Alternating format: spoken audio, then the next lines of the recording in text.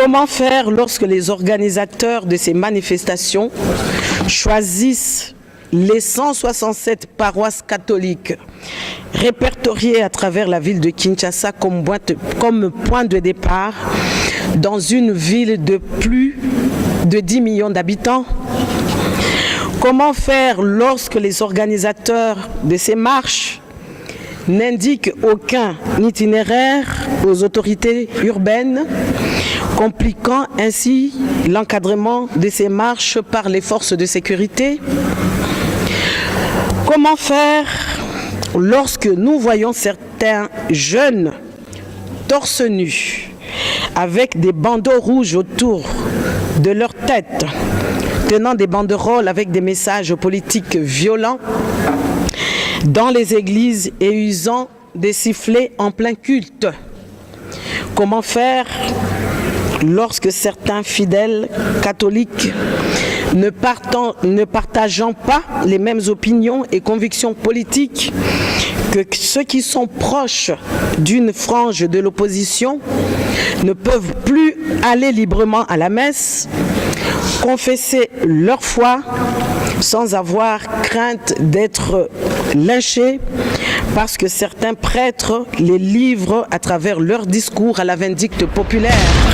Mon cher Jean-Pierre Onema, je voudrais d'ailleurs profiter de ces instants pour vous rendre hommage, parce qu'on ne le fait pas assez dans notre pays. Vous savez, quand quelqu'un est là en train de servir la République, j'ai l'impression que nous attendons qu'il ne soit plus là pour pouvoir rendre hommage à son travail. Moi, je profite pendant que vous êtes là pour vous dire que ce que vous faites est bien pour notre pays. Voilà. Vous avez choisi d'être ici en Europe afin de couvrir toutes les actions, toutes les activités des acteurs congolais qui viennent en Europe au nom effectivement de la coopération, au nom des relations que nous devons établir avec le pays amis, des pays partenaires, et vous êtes là pour couvrir positivement, dans une approche tout à fait patriotique, ces activités-là. Donc je crois que vous êtes suivis chez nous en RDC, à Kinshasa et dans toutes les provinces, via la RTNC, et je pense que c'est une bonne chose. J'ai tenu donc à M. Onema à vous encourager de poursuivre ce travail qui est un travail positif, parce qu'il est important que le citoyen congolais sache ce que viennent faire ici en Europe les représentants ou le membre de leur gouvernement. C'est très important. Donc continuez comme ça, M. Onema. Bravo. Yebaka di Landry, moto bovandi na ye malamu, basalaka ye mabe te. Oka!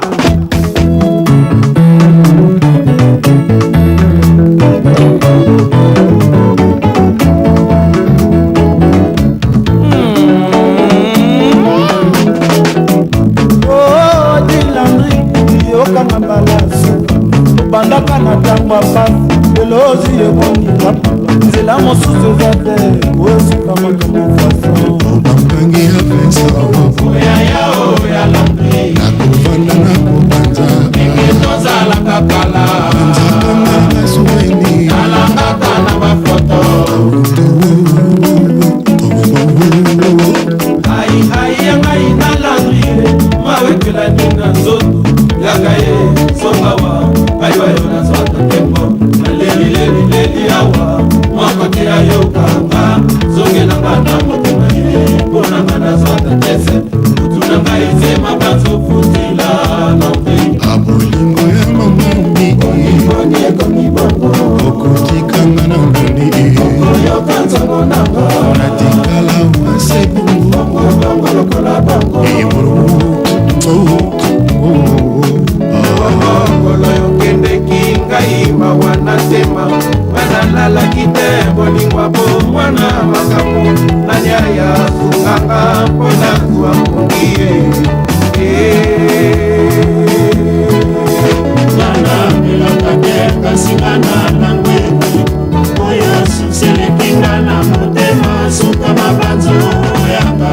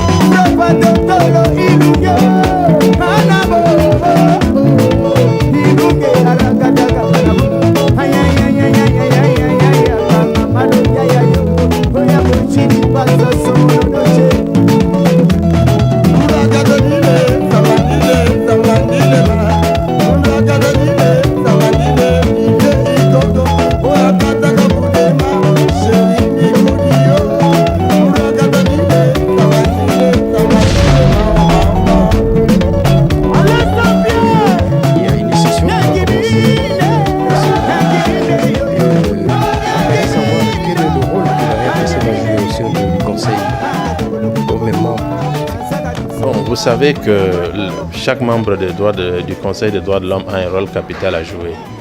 Le rôle que nous allons jouer, c'est le rôle que tous les membres vont jouer pratiquement et particulièrement en ce qui nous concerne, hein, comme vous le savez très bien. Nous sommes un pays qui connaît un certain nombre de défis par rapport au processus électoral actuel. Ça veut dire que nous devons redoubler d'efforts pour que notre image sur le plan international soit bien soignée. Étant au Conseil des droits de l'homme, vous savez, c'est un miroir, hein, dont tout est reflété, dont nous devons faire en sorte que notre action au sein de ce Conseil des droits de l'homme soit une action positive. Et aussi, vous savez, tous les membres du Conseil des droits de l'homme font face à un certain nombre de situations. Par exemple, là, nous avons commencé notre entrée avec l'examen périodique universel. Nous avons participé au groupe de travail qui est un groupe de travail qui est constitué essentiellement des membres du Conseil des droits de l'homme. Tous les 47 membres du Conseil des droits de l'homme font partie de ce groupe-là et la RDC a été partie de cette équipe-là. Nous avons participé activement à la 19e session, à la 29e session plutôt de l'examen périodique universel. Alors maintenant, nous allons commencer avec la 37e session du Conseil des droits de l'homme, c'est-à-dire que nous ne serons plus membres observateurs comme ça a toujours été le cas. Nous sommes membres à part entière, ça implique un certain nombre de responsabilités et notamment nous devons intervenir à chaque point de l'ordre du jour qui sera en débat. Nous devons faire en sorte que nous soyons présents dans tous les groupes de travaux qui vont être mis sur pied pour discuter de différentes questions et nous devons nous préparer en conséquence, nous aussi, pour évaluer les autres pays en ce qui concerne la situation des droits de l'homme dans leurs pays respectifs. C'est-à-dire que nous avons un rôle très capital à jouer et nous avons une image à sauvegarder. Donc la responsabilité est grande et nous avons vraiment besoin d'un soutien très accru des autorités au niveau du pays pour le faire.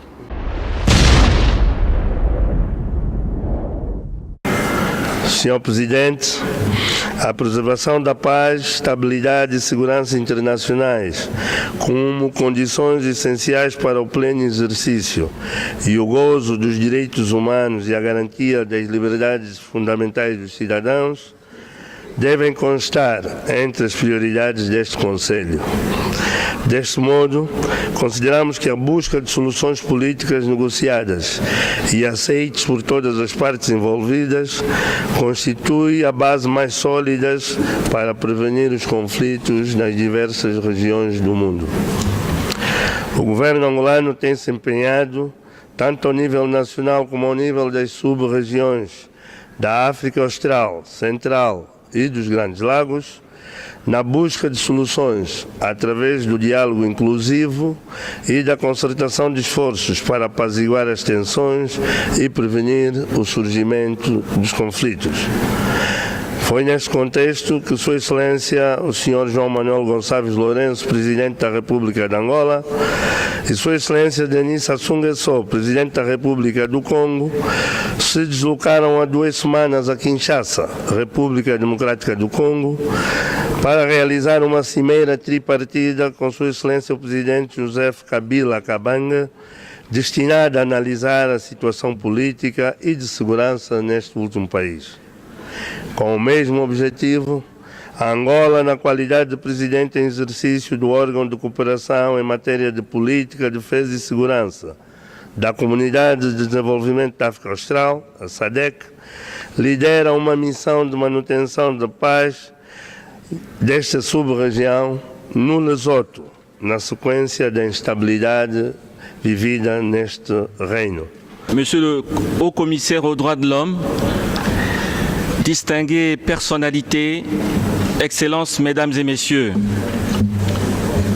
permettez-moi tout d'abord de vous féliciter, Monsieur le Président, pour votre élection à la tête de notre Conseil et de vous assurer du soutien franc et sincère de ma délégation dans l'exercice de votre exaltant mandat.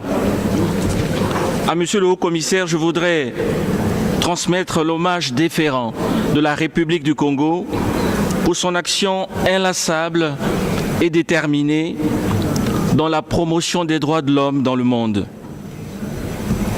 Monsieur le Président, Excellences, Mesdames et Messieurs, la République du Congo, mon pays, est très honorée par les 2 mandats successifs qu'elle vient d'exercer au sein du Conseil des droits de l'homme.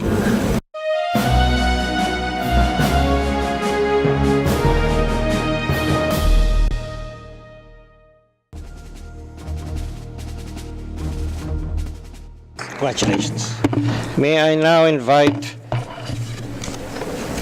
Her Excellency Miss Marie-Ange Moucho-Bekwa, Minister for Human Rights of the Democratic Republic of Congo, to take the floor.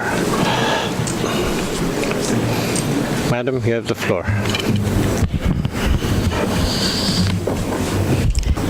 Monsieur le Président du Conseil, Monsieur le Haut-Commissaire aux droits de l'homme, Excellences, Mesdames et Messieurs les ambassadeurs, je suis honoré de prendre la parole du haut de cette tribune au nom du gouvernement de la République démocratique du Congo pour la première fois en tant que membre du Conseil des droits de l'homme des Nations Unies.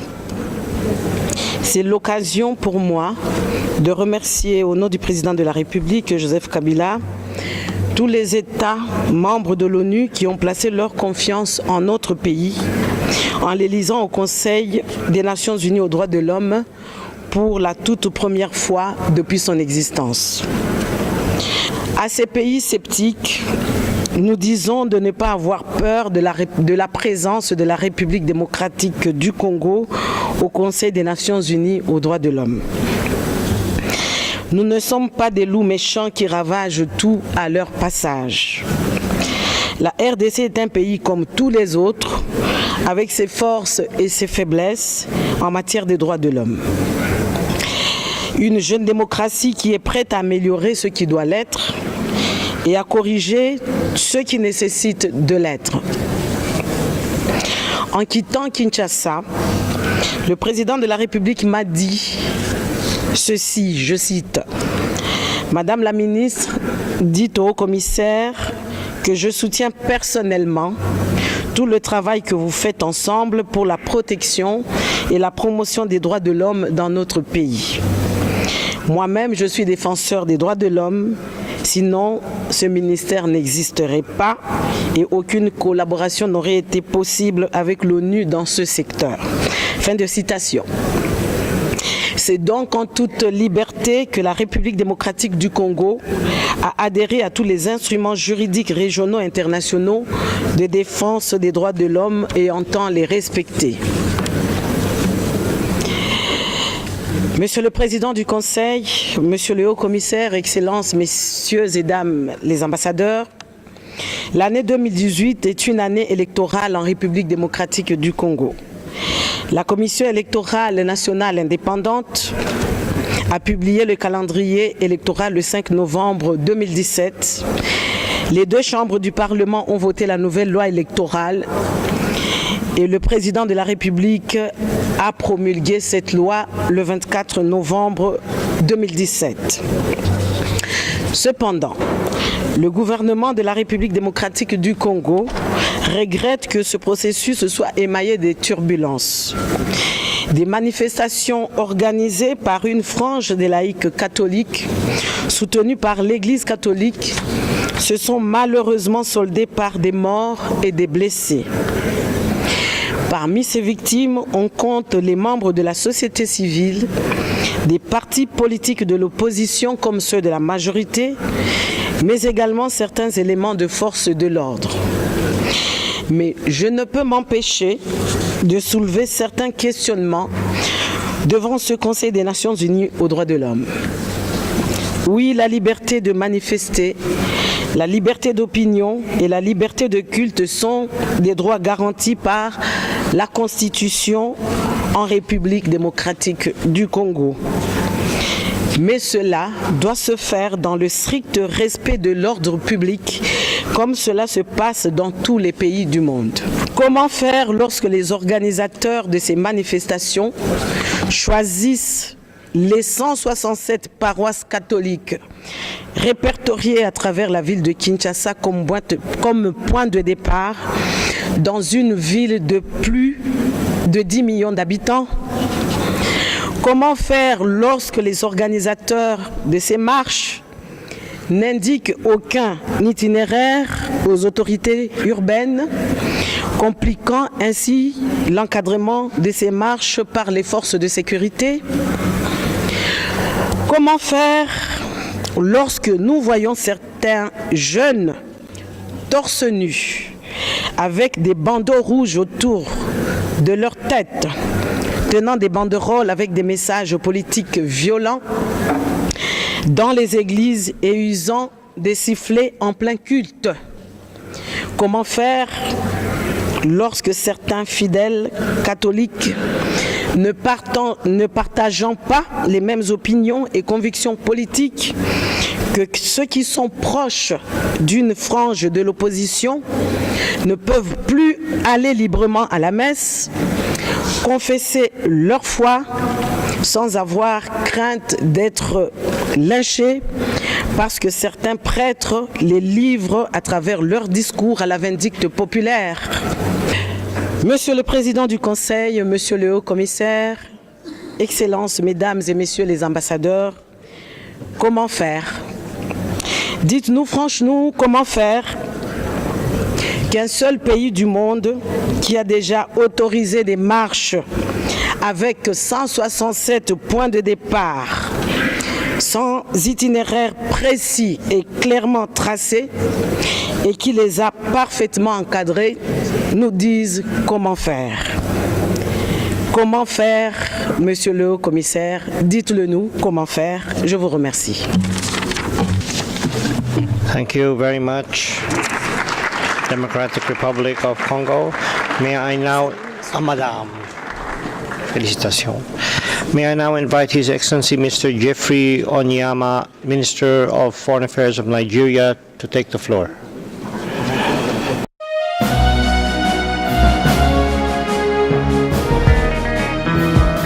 Eugénie Dieki, la voix africaine.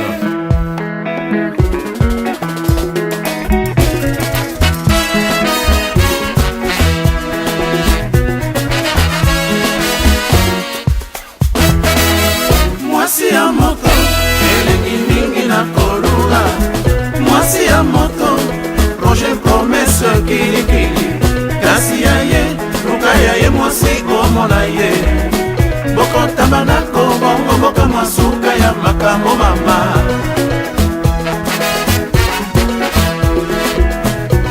ozwa badiplome ya koluka basi ya bato mama, bakoma koboya koinvite yo na bafeti ya baninga ya yo kolata, okoma kolatela basi ya bato mama. Entre temps ya yo mwasi obongisaka te mama. Mwasi ya moto, elengi mingi na kolula. Mwasi ya moto, projet promesse kilikili. Kasi ya ye. Notre émission est à présent terminée. Merci de l'avoir suivi. Rendez-vous dimanche prochain pour un autre numéro. Je suis Jean-Pierre Ndema. Bonjour. Otelisa elongi na yo nambi likolo ya kolula basi ya bato, basi ya bato bashege kutu bamonaki yo ndenge ozalaki koshina basera mikili ipare mikolo oyo komi kutu na basi ya Dubai na ya Chine olemba te yo. Mwasi ya moto, elengi mingi na kolula. Mwasi ya moto, projet promesse kilikili. Kasi ya ye, luka ya ye mwasi omona ye. Boko tabanako, bongo boka masuka ya makambo mama. Komba Belo, à vous. Frère José yo moto pesaka ngai ntango nyonso baconseil. Yebisanga soki nasala nini mpona likambo ya dosi oyo. Likambo boye kweyeli ngai elekeli nga nde makasi ye. Mosi ye, nakolemba yo te mama. Oh mosi ye mama. Kiki Lonongo, Napoto, Kati Lonongo, Mokolo Tonga, Apotoli Tonga. Mon vice na ponton, Papa na Judith, Sledge, Made na Dieudonné.